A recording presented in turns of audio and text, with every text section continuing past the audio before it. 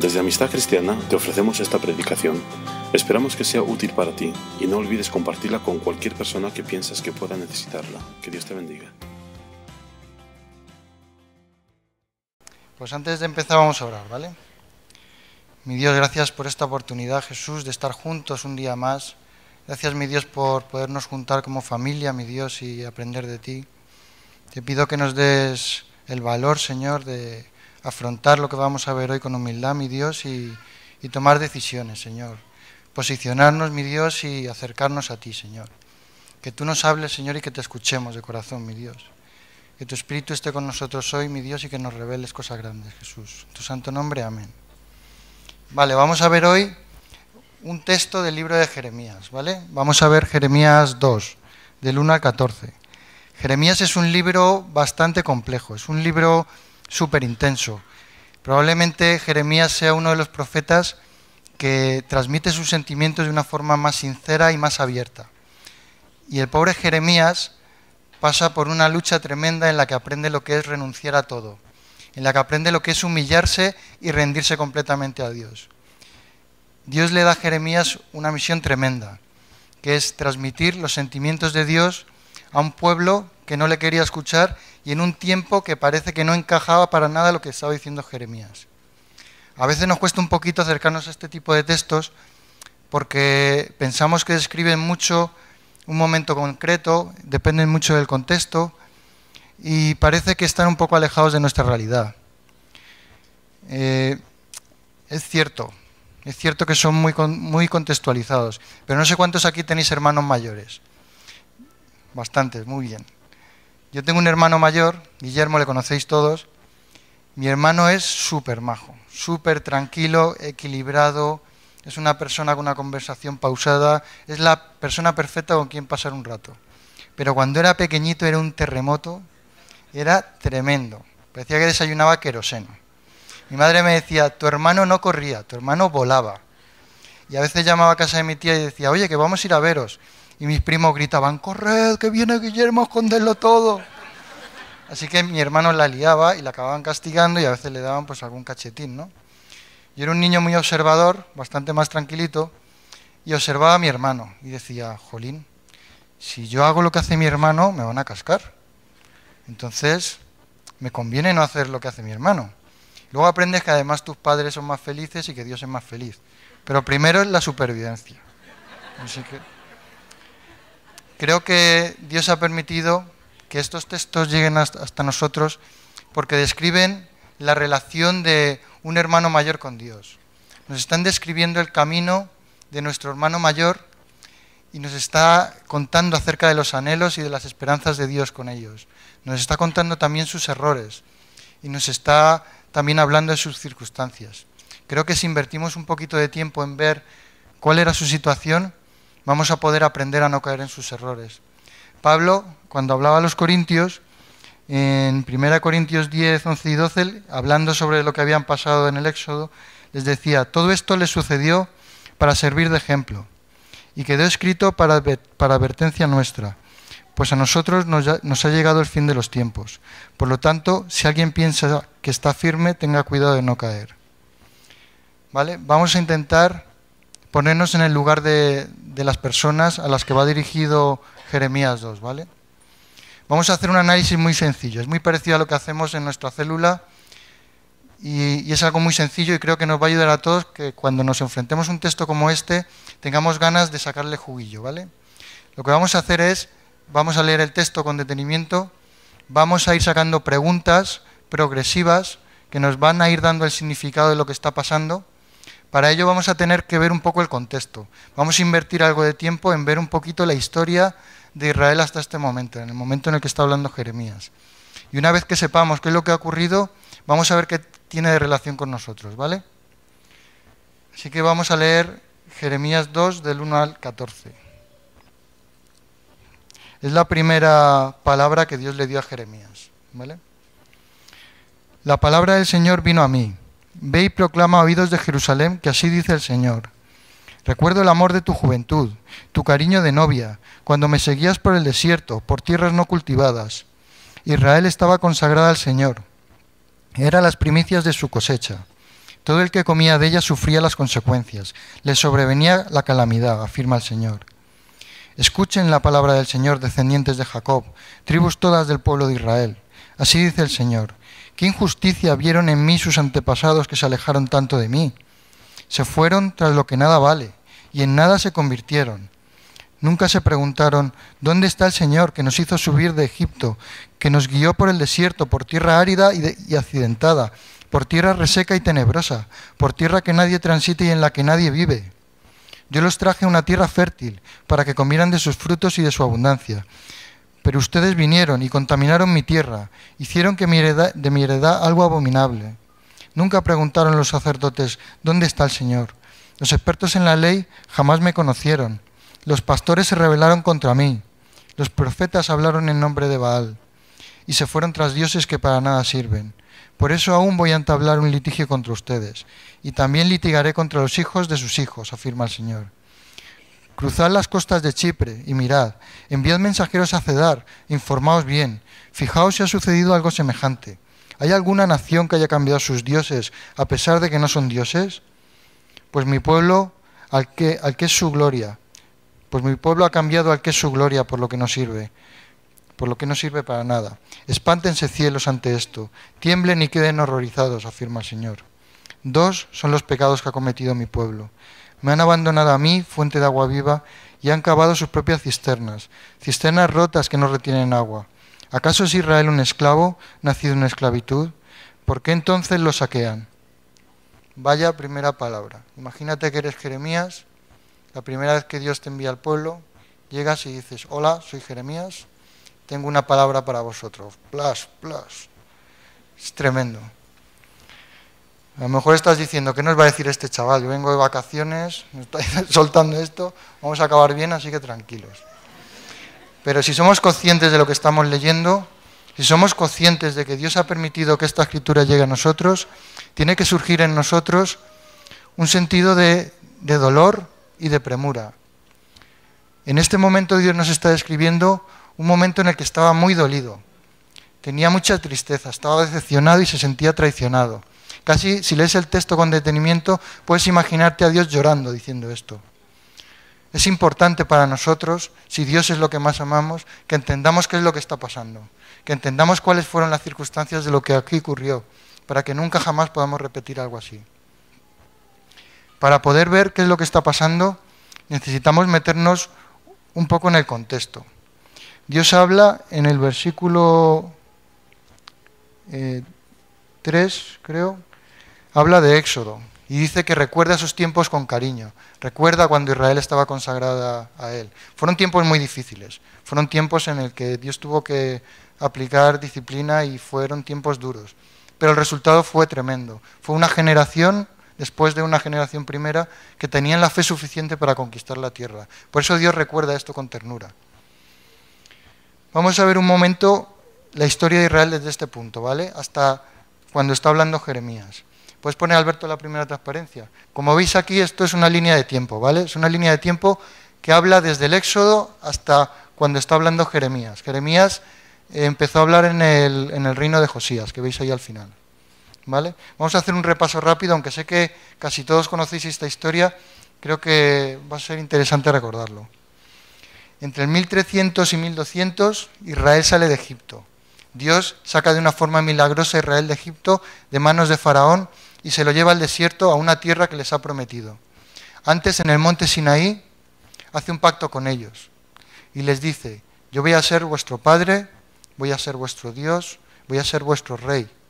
Y vosotros vais a ser algo que nunca jamás se ha hecho en el mundo, y es una nación santa. Vais a ser mi pueblo y vais a tener una identidad y una misión, y es mostrar al mundo quién soy yo. Vais a pareceros a mí y el mundo va a verlo. Pasan 40 años, llegan a Canaán y la primera generación no tenía fe suficiente para conquistar la tierra. Dios decide volver a mandarles al desierto y decide que sea una segunda generación la que conquiste la tierra. Después de esos 40 años llegan a Canaán, conquistan la tierra. Israel se asienta en esa tierra. Del 1150 al 1000 a.C. más o menos empieza el periodo de los jueces. Es una época en la que Israel no hay rey. Y el pueblo se organiza en función de líderes que Dios iba poniendo a medida que iban apareciendo amenazas, ¿vale? Hay algunos jueces famosos que todos conocemos como Sansón, Débora, y el último de ellos fue Samuel. Cuando Samuel ya era muy anciano, el pueblo le dijo a Samuel: queremos un rey humano. No nos basta con cómo estamos organizados, queremos un rey humano como todos los demás. Dios, a pesar de que eso significa que le están rechazando a él como rey, decide darles a Saúl. Entonces Samuel nombra a Saúl. Saúl peca y desobedece a Dios. Entonces Dios decide darle el reino a David. Quien sucede a David es Salomón. Salomón experimenta probablemente la época de mayor esplendor del reino. Económica y políticamente es una época tremenda, de influencia tremenda y una época de mucha paz. Pero Salomón comete un error terrible. Comete un error que va a marcar el destino del reino. En sus últimos años empieza a tomar mujeres extranjeras y empieza a permitir que el culto a los dioses de sus mujeres entren en Israel. Construye templos y construye altares para esos dioses y hace que el corazón del pueblo se desvíe de Dios. Dios, al ver esa traición, toma una decisión tremenda, que es dividir el reino. Y por primera vez, el reino de Israel se divide en dos. El reino del sur se queda para el hijo de Salomón, Roboam, con la tribu de Judá y Benjamín, y las otras 10 tribus del norte se van con un rey que sale del pueblo que se llama Jeroboam. Es una época muy triste, estamos aproximadamente en el 930 a.C. Es muy triste porque Israel se corrompe de una forma terrible. Jeroboam era un rey que le interesaba solamente el control político y desvía el corazón de Israel hacia la idolatría. Los años que vienen son años convulsos. Se va sucediendo guerras y paz entre Israel y Judá. Luego veremos un mapa y veremos que la frontera estaba muy cerca, o sea, Jerusalén estaba muy cerca en la frontera de Israel y Judá, y es fácil sentir esa amenaza muy cerca. Vamos a avanzar hasta el año 730 aproximadamente. Por aquel entonces, Israel era prácticamente una provincia de un imperio que estaba encima que se llamaba Siria. En Judá estaba reinando un rey que se llamaba Acaz. Y sucede algo que es muy relevante para lo que vamos a leer. Acaz se entera de un complot de Israel y de Siria para invadir Judá. Entonces, ante esa situación, él dice: ostras, ¿qué puedo hacer? Y toma una decisión que militarmente es muy inteligente. Voy a pactar con los enemigos de mis enemigos. Y decide hacer una alianza con Asiria. En ese momento, Isaías le advierte a Acaz y le dice: Acaz, no lo hagas. Confía en Dios, no necesitas someterte a Siria para superar esta invasión. Acaz no le hace caso y pacta con Asiria. Se libra de la invasión, pero desde entonces Judá pierde toda su independencia. Y desde entonces depende completamente de Asiria. Los dioses asirios empiezan a entrar en la cultura. Los descendientes de Acaz empiezan a tener la necesidad de adquirir la independencia. No se sienten cómodos con el dominio de Asiria e intentan resaltar su identidad nacional, el templo, la nación, la cultura. Quieren volver a recuperar su independencia como sea. Por entonces Asiria empieza a notar el empuje de un imperio que viene del norte, que es Babilonia. Entonces Judá dice: esto es una señal clara de que vamos a conseguir la independencia. Es claro que Dios nos está favoreciendo. Es después de algunos reyes que llega Josías. Y entonces es cuando aparece Jeremías con un mensaje que va totalmente en contra de todas las esperanzas de Israel, que parece que va totalmente en contra de todas las señales. Y Jeremías propone un mensaje en el que está diciendo que la independencia es todo lo contrario a lo que va a obtener Israel, que Dios ha preparado una amenaza que va a hacer que Judá desaparezca, que va a deportar a los mejores habitantes de Judá a Babilonia. Si analizamos esta historia, lo que podemos ver es, si partimos de la promesa del pacto que hizo Dios con Israel en el monte Sinaí, hizo un pacto, le dio una identidad a Israel, le dijo que iba a ser un pueblo, que iba a ser influencia para todas las demás naciones. Y nos situamos en el momento en el que estamos, algo ha pasado. Las cosas no han salido como Dios quería que salieran. Israel ha ido tomando decisiones, ha ido posicionándose en puntos que han ido alejándola de su propósito. Israel ha roto el pacto que había hecho con Dios. ¿Puedes poner la segunda transparencia, por favor? Cuando era más jovencillo y veía esta historia de Israel, yo decía: Señor, qué cazurros eran. Madre mía, pero ¿cómo elegiste gente tan cazurra? Menos mal que ahora nos has elegido a nosotros, que nos portamos mucho mejor. Es verdad que eran cazurros, igual un poquito menos que nosotros. Si miras este mapa político y te fijas en la zona de Canaán, es una zona sometida a la influencia de imperios tremendos. En el sur tienes Egipto, encima de Israel justo tienes Siria, un poquito más arriba Asiria, y en la zona del creciente fértil, que es esa zona del Tigris y el Éufrates, tienes Babilonia, luego tendrás Media y Persia, y como ves, la zona de Canaán es una zona estratégica, es una zona ideal para tener una salida al Mediterráneo. Todos estos imperios necesitan tener el dominio de esta zona. Imagina lo que es vivir allí. Imagina las presiones económicas, políticas y militares que debes sufrir viviendo allí. Parece imposible viendo este mapa, parece totalmente irracional creer que Israel iba a poder conservar su independencia. Es una locura. Una nación con una cultura tan hermética, poder permanecer es una locura.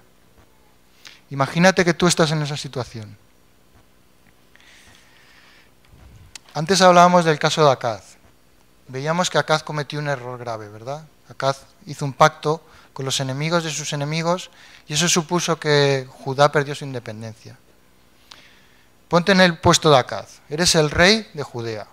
Te enteras de que hay un complot contra la nación de dos potencias enormes que las tienes en la frontera.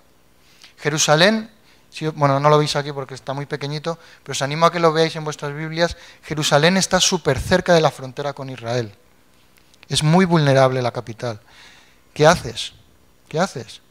Es lógico pactar con el enemigo de mis enemigos. Lo vemos todos los días en los movimientos militares que hay en el mundo.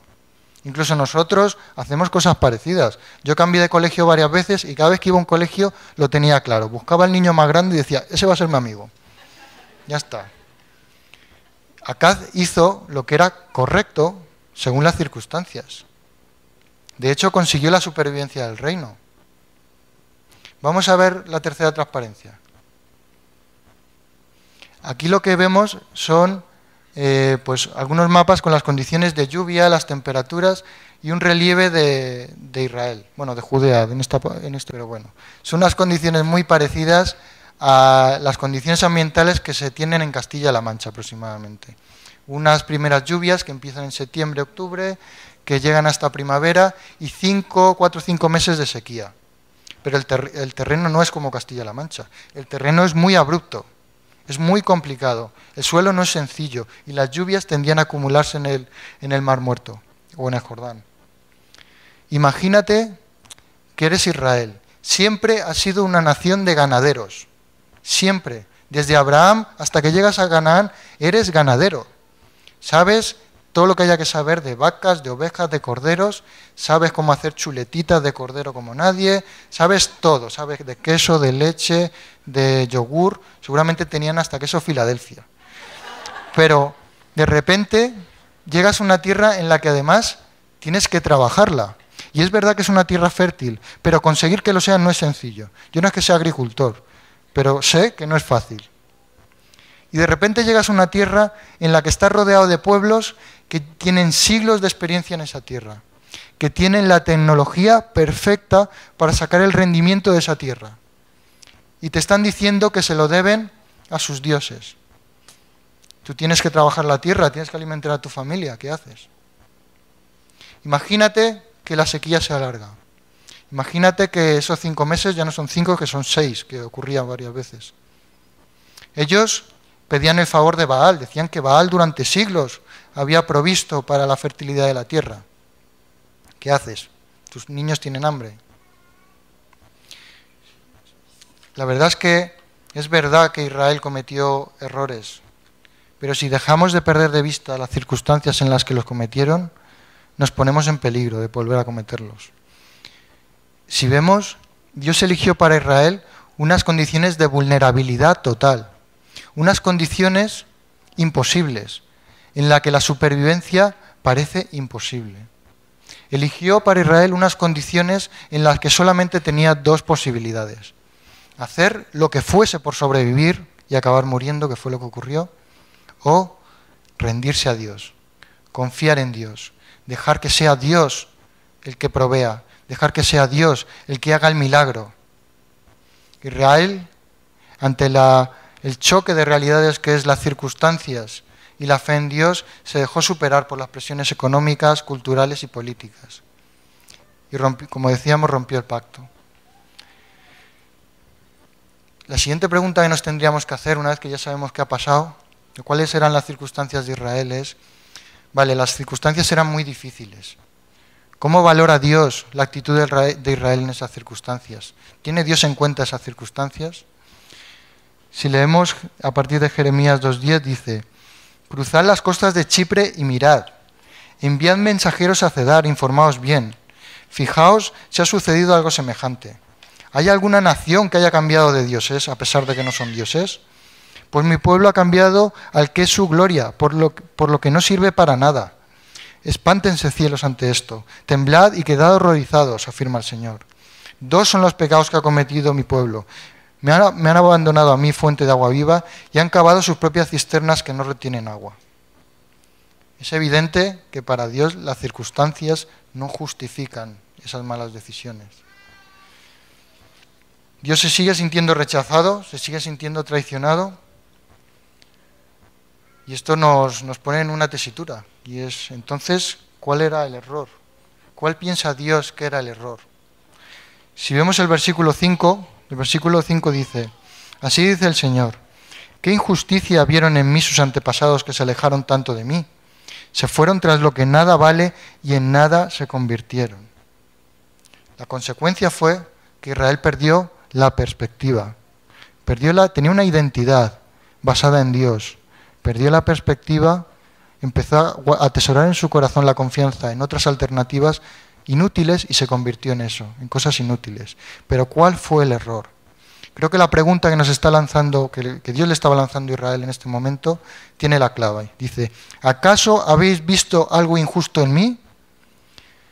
Yo creo que Dios está diciendo: esperaba de vosotros una reacción acorde a quien yo soy. Y yo soy lo que me habéis visto hacer. Dios le está diciendo a Israel: yo esperaba que la forma que tuvierais de reaccionar fuera: Dios fue fiel, Dios es fiel, Dios será fiel. Él les recuerda la memoria en los versículos 6 y 7, les dice: nunca preguntaron, ¿dónde está el Señor? ¿Qué nos hizo subir de Egipto? ¿Qué nos guió por el desierto, por tierra árida y accidentada, por tierra reseca y tenebrosa, por tierra que nadie transita y en la que nadie vive? Yo los traje a una tierra fértil, para que comieran de sus frutos y de su abundancia. Pero vosotros vinisteis y contaminasteis mi tierra, hicisteis de mi heredad algo abominable. Dios le está diciendo a Israel que su problema es falta de memoria. Muchas veces los hijos herimos mucho a nuestros padres porque a veces les juzgamos por lo que queremos que hagan y no por lo que han hecho por nosotros. Y ese es el caso de Israel. Dios había hecho por Israel algo increíble. Dios había intervenido en el éxodo en la historia como nunca antes había ocurrido. Había sacado un pueblo de esclavos de manos del emperador más importante del mundo en ese momento y les había prometido una tierra perfecta para ellos. Les había dado sustento y cobijo y alimento en un desierto en el que todo está muerto. Dicen que el desierto que hay entre el monte Sinaí y Palestina tiene tantos agujeros y tantas grietas que cuando vas con una mula de carga se le hunden hasta las rodillas. Es un terreno imposible. Y Dios sustentó a Israel en ese momento. ¿No era esto una realidad incontestable para que Israel dijera: si Dios fue amoroso, si Dios fue protector, si Dios fue provisor, ¿no lo va a ser en el futuro? Dios lo que le estaba pidiendo a Israel era creer en un milagro. Le estaba pidiendo creer en el milagro de ser su Padre, de ser su Rey y de ser su Dios. A pesar de estas circunstancias tan extremas, Dios estaba pidiendo fe y cualquier camino intermedio no era suficiente. ¿Eran necesarias unas circunstancias tan duras para Israel? Es la siguiente pregunta. ¿Era necesario colocar a Israel en una posición tan límite? A lo mejor le podía haber puesto, yo qué sé, en un terrenito llano del Amazonas, que seguro que no hay nadie, y seguro que se habrían portado bien, ¿no? Dios eligió unas circunstancias críticas. ¿Por qué? Creo que es una bendición esas circunstancias que Dios le dio a Israel. Son unas circunstancias duras, es cierto, pero son las circunstancias ideales para que Israel pueda desarrollar su misión. Israel tenía el objetivo de ser una nación santa, de ser un pueblo que demostrase quién era Dios. Y en el sitio donde está y en las condiciones en las que está, son las condiciones idóneas para hacerlo. Está en la cuna de las civilizaciones, está en el punto intermedio, rodeado de un montón de pueblos que van a marcar la historia del mundo. Es el punto mejor, es un regalo, es una muestra del amor de Dios. Hay algo en Israel que también te hace poner los pelos de punta. Parte de su falta de perspectiva, creo que voy bastante rápido, así que acabaremos pronto. Vale. Hay algo en Israel que te hace, que te llama muchísimo la atención, y es que Israel empezó a enfocarse en los signos de su condición, es decir, Israel era el pueblo de Dios, y aquello tenía unos símbolos, unos ejemplos, una tierra, unos ritos, un estatus, un templo que construyó Salomón. Israel empezó a abrazar eso, empezó a sentir orgullo en ello, empezó a pensar que eso era lo que tenía que perseverar, que tenía que conservar, y perdió de vista que Dios era el único que daba sentido a todas esas cosas. Vemos en el versículo 8 que Dios dice: nunca preguntaron los sacerdotes, ¿dónde está el Señor? Los expertos en la ley jamás me conocieron. Los pastores se rebelaron contra mí. Los profetas hablaron en nombre de Baal y se fueron tras dioses que para nada sirven. Todo lo que tenía Israel para comunicarse con Dios, todas las herramientas que tenía para ser sano, para restaurarse, se convirtieron en enfermedad. Tenían sacerdotes, pero esos sacerdotes no conocían a Dios. Tenían la ley, pero no tenían ningún conocimiento de Dios. Tenían líderes, pero nadie hacía la voluntad de Dios. Y tenían profetas, pero nadie escuchaba la voz de Dios. Israel tenía todo para triunfar. Tenía todo lo necesario para triunfar. Pero todo quedó inservible cuando cambió su corazón. Y cuando se enfocó y perdió la perspectiva de quién le daba la identidad. Casi podemos afirmar hasta aquí que la línea entre lo que es correcto, o mejor dicho, la línea entre lo que pide Dios y lo que está bien, es muy finita. A veces es muy difícil acertar entre lo que pide Dios y el error. Israel no estaba llamada a hacer lo que estaba bien según las circunstancias. Israel no estaba llamada a hacer lo correcto según las circunstancias. Israel estaba llamada a hacer lo perfecto. Y lo perfecto era obedecer. ¿Qué puede hacer Dios en este momento? ¿Qué puede hacer Dios con un pueblo que ha roto el pacto? ¿Qué puede hacer Dios con un pueblo que después de más de 700 años, o mucho más creo, no consigue reconvertirse? ¿Qué puede hacer? En el versículo 9 dice: por eso aún voy a entablar un litigio contra vosotros, y litigaré contra los hijos de vuestros hijos, afirma el Señor. Si ese litigio estuviera en nuestras manos, ¿qué pasaría? Yo lo tengo claro. Diría: se acabó, se terminó. Habéis roto el pacto, habéis demostrado que no valéis, se terminó. Pero ese litigio no estaba en nuestras manos, estaba en manos de Dios. Y una vez más, Dios demuestra quién es. Una vez más, Dios demuestra, para que Israel tenga una prueba más, quién es. Israel abandona a Dios, pero Dios no abandona a Israel. Y este litigio se resuelve cumpliéndose todas las profecías que Jeremías va a profetizar a lo largo del libro, que no vamos a ver, pero que se resumen en que llega un rey del norte, Nabucodonosor, y en el año 597 a.C. invade Jerusalén. Ocurre lo impensable. Israel se veía en aquel momento en el mejor momento desde hacía mucho tiempo. Asiria empezaba a debilitarse, Israel empezaba a recuperar la influencia en la región, y se cumple lo que decía Jeremías. Nos puede parecer que esto no tiene nada de misericordia, pero realmente esto, que parece un castigo sin ningún tipo de mesura, es realmente un plan de rescate. Dios hace justo lo que necesitaba Judá. Dios rescata a Judá de sí mismo, le despoja de todo lo que tiene, le quita el templo, le quita la tierra, le quita sus ritos, le quita todo. La época en el exilio fue una época dura para el pueblo de Judá. Fue una época de llorar, fue una época de sentirse humillado, pero fue una época de renacimiento. El pueblo renació espiritualmente. De hecho, es una época de las más florecientes en cuanto a libros de la Biblia. Muchos de ellos se recopilaron y se agruparon en esta época. Israel reconoció sus errores gracias a esto. Y lo que era un castigo se convirtió en la vuelta de Israel. Si vemos en Jeremías 3, 14 al 19, es un texto precioso porque Dios muestra aquí sus intenciones con Israel. En Jeremías 3, 14 al 19 dice: «Vuélvanse a mí, apóstatas», afirma el Señor, «porque yo soy su esposo. De ustedes tomaré uno de cada ciudad y 2 de cada familia, y los traeré a Sión. Les daré pastores que cumplan mi voluntad, para que los guíen con sabiduría y entendimiento. En aquellos días, cuando ustedes se hayan multiplicado y sean numerosos en el país, ya no se dirá más arca del pacto del Señor. Nadie pensará más en ella, ni la recordará. Nadie la echará de menos, ni volverá a fabricarla», afirma el Señor. «En aquel tiempo llamarán a Jerusalén trono del Señor. Todas las naciones se reunirán en Jerusalén para honrar el nombre del Señor, y ya no volverán a obedecer ciegamente a su malvado corazón.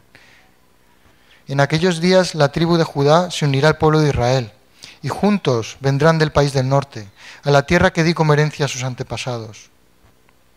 Yo mismo dije: cómo quisiera traerte como a un hijo, y darte una tierra codiciable, y la heredad más hermosa de las naciones. Yo quería que me llamaras Padre mío». Vale, chicos, creo que hemos entendido bien hasta este momento qué era lo que estaba ocurriendo. Hemos entendido bien, hemos visto un poco en detalle, aunque un poco rápido, las condiciones en las que se encontraba Israel, las condiciones en las que cometió esos errores, condiciones extremas en las que Dios pedía un milagro. ¿Qué relación tiene eso con nosotros? ¿Qué tiene que ver con nosotros? Creo que muchísimo. Israel estaba en unas condiciones tremendas y tenía una identidad y tenía una misión. Y esas condiciones en las que estaba eran las mejores condiciones en las cuales podía desarrollar su misión. Esa situación de presión era la situación ideal en la que Israel podía demostrar quién era Dios. Creo que nosotros nos hallamos en una situación parecida. Tenemos una identidad, somos hijos de Dios. Tenemos como familia una identidad, somos la iglesia de Dios. Y nuestras circunstancias no son fáciles. Nos encontramos en un mundo inmoral, es un mundo depredador, un mundo en el que podríamos decir que la supervivencia íntegra de un cristiano es racionalmente imposible. Tenemos unas presiones económicas, políticas y culturales que parecen que pueda sobrevivir la Iglesia de Dios. Es imposible. Cada generación vivimos una época de crisis. Y creo que tenemos la misma situación que ellos. Es una oportunidad inigualable de mostrar al mundo la grandeza de nuestro Dios. En estas condiciones que tenemos, Dios quiere algo sencillo. Quiere ser nuestro Padre, quiere ser nuestro Rey y quiere ser nuestro Dios. Cuando a veces veo a mi hija que viene corriendo a por mí, solo hace falta que me vea. Viene corriendo a por mí con los brazos arriba y lo único que quiere es que la abrace. No quiere nada más, quiere estar conmigo. Y Dios quiere eso de nosotros, quiere estar contigo. Quiere tener intimidad contigo como un padre tiene con un hijo. Quiere poder mostrarte su corazón y que tú le muestres el tuyo. Quiere abrazarte y protegerte. Como rey, quiere fidelidad. Quiere que le honres, quiere que le sigas como un líder. Y como Dios, quiere que dependas de Él en todo. Quiere que te liberes, que entiendas que tu identidad depende de Dios. Israel se equivocó intentando sobrevivir a toda costa. Se equivocó intentando coger todas las alternativas que tenía a la mano y al final murió. La única alternativa que tenía era rendirse. La única alternativa que tenía era humillarse. La única alternativa, el único camino era obedecer. La línea entre lo que es correcto según las circunstancias y lo que es perfecto es delgadita, decíamos. Israel no estaba llamada, como decíamos, a hacer lo que estaba bien. Israel estaba llamada a algo supremo, a obedecer. Y nosotros también. No estamos llamados a hacer lo correcto según las circunstancias. Estamos llamados a algo por encima. Y es algo por encima que nos libera de la presión. Es algo por encima que nos hace ser perfectos, que es obedecer. Recordemos Mateo 5:48, cuando Jesús dice, sed perfectos, así como vuestro Padre en los cielos es perfecto. ¿Qué es obedecer, chicos? Podríamos intentar concretar un poco qué significa obedecer. Tenía algunos ejemplos aquí escritos y estaba esta mañana repasando las notas ahí en donde estaba, en la zona de los niños, y veía a Miguel Ángel colocar las sillas y le veía colocar la manta de los niños. Los niños no saben que Miguel Ángel le coloca las mantas. Los padres, yo no sabía que Miguel Ángel estaba colocando las mantas. Pero las ha colocado con un cuidado, las ha colocado con un cariño, las ha cuadrado, las ha movido varias veces y ha dejado las sillas y la alfombra perfecto. Y nadie sabe lo que estaba haciendo Miguel Ángel. Eso es obedecer. Voy a poner un caso también.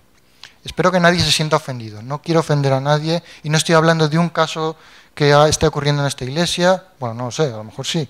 Pero no, que nadie se sienta ofendido. Si te sientes ofendido, pues lo siento. Imagina que eres joven y te estás planteando, algunos se tiene que imaginar mucho, ¿eh? Que no. Imagina, es broma, perdón. Imagina que eres joven, amas a Dios y que... No te rías, tío. Imagina que eres joven, amas a Dios y quieres buscar un compañero o una compañera. Eres un chico y estás buscando una esposa con la cual seguir un camino. Amas a Dios y sabes que tienes una misión.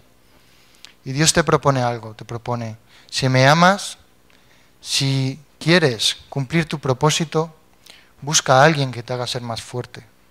Busca a alguien que también me ame.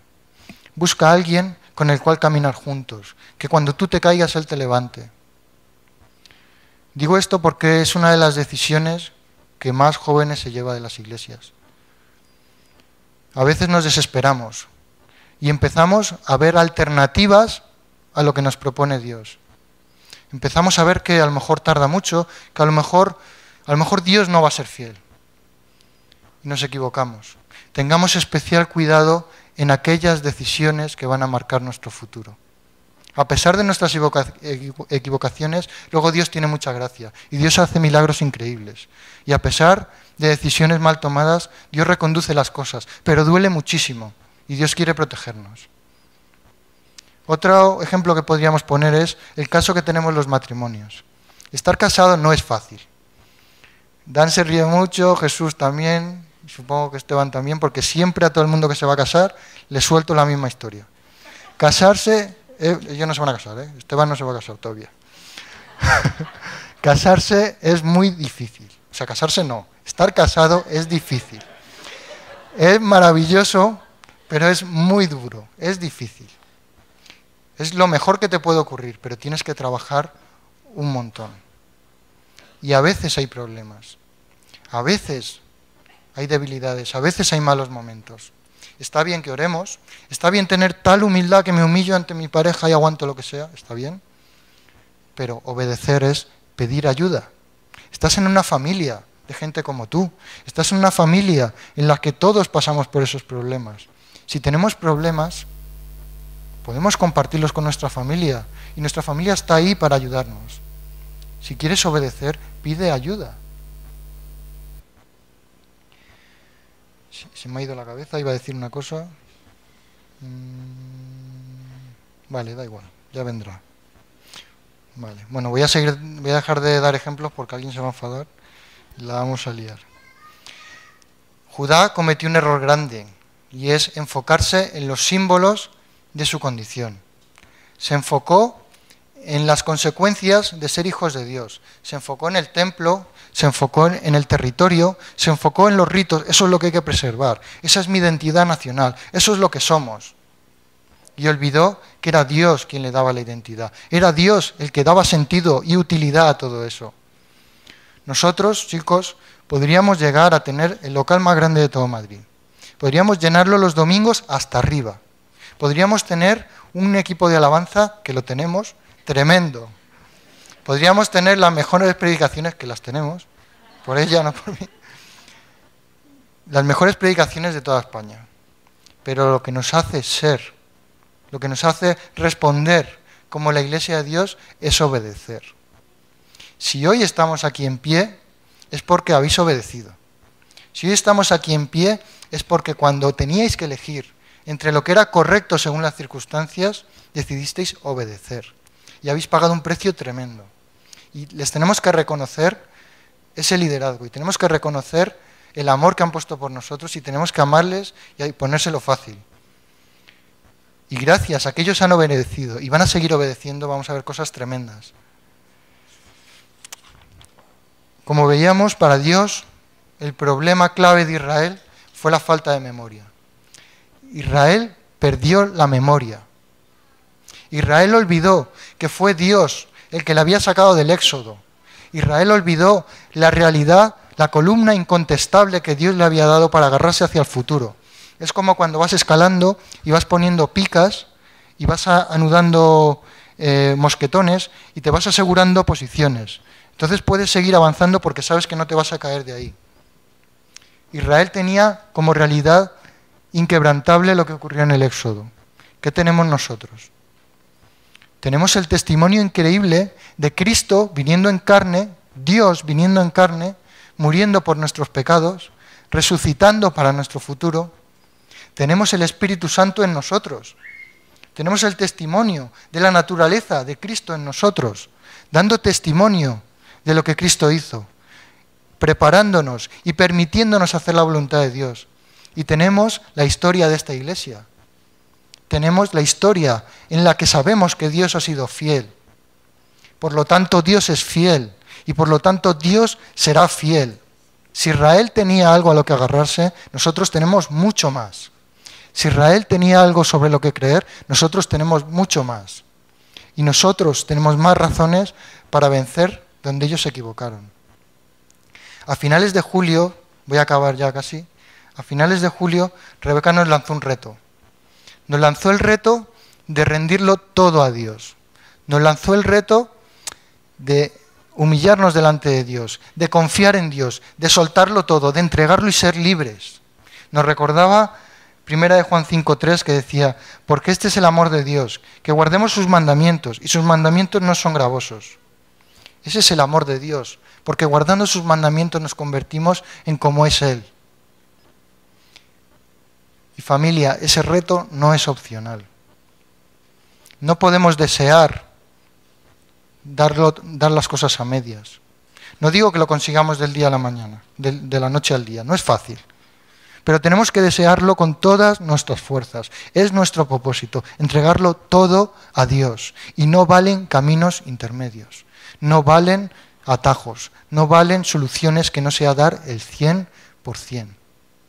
Las circunstancias no justifican los medios. Aprendamos de nuestro hermano mayor, aprendamos de él y triunfemos donde él falló. Vamos a acabar orando y te invito que juntos nos comprometamos. Vamos a hacer una oración juntos y te invito que hoy pienses en esas cosas que faltan por rendir. Si nunca has conocido a Dios, si nunca has obedecido a Dios, tómate esto como un primer paso, como empezar a ser libre. Vamos a juntarnos y vamos a estar unidos y vamos a tener fe en que Dios va a ser fiel para el futuro. Vamos a orar. Mi Dios, gracias Jesús por tus bendiciones, mi Dios, gracias porque tu amor es incansable. Gracias, mi Dios, porque eres fiel, Señor. Porque fuiste fiel, porque fuiste amoroso y protector con nosotros. Porque eres fiel, Señor, y lo vas a ser. Te damos gracias porque tú empezaste un sueño con esta iglesia, mi Dios, y lo vas a terminar. Gracias porque empezaste un sueño con cada uno de nosotros y lo vas a terminar, Señor. Te pido, mi Dios, que nos des valor, que nos des humildad, Señor, para posicionarnos, para tomar decisiones, Señor, para realmente someternos, Señor, y dártelo todo, Señor. Hoy cantábamos, tú eres todo, Señor, queremos que seas todo. Y te pedimos perdón, Señor, si en algún momento te hemos hecho sentir como Israel. Perdónanos, Señor, ten misericordia de nosotros. Y danos gracias, Señor, y que tu Espíritu nos siga capacitando, Señor. Te damos gracias por tu amor. En tu santo nombre, amén.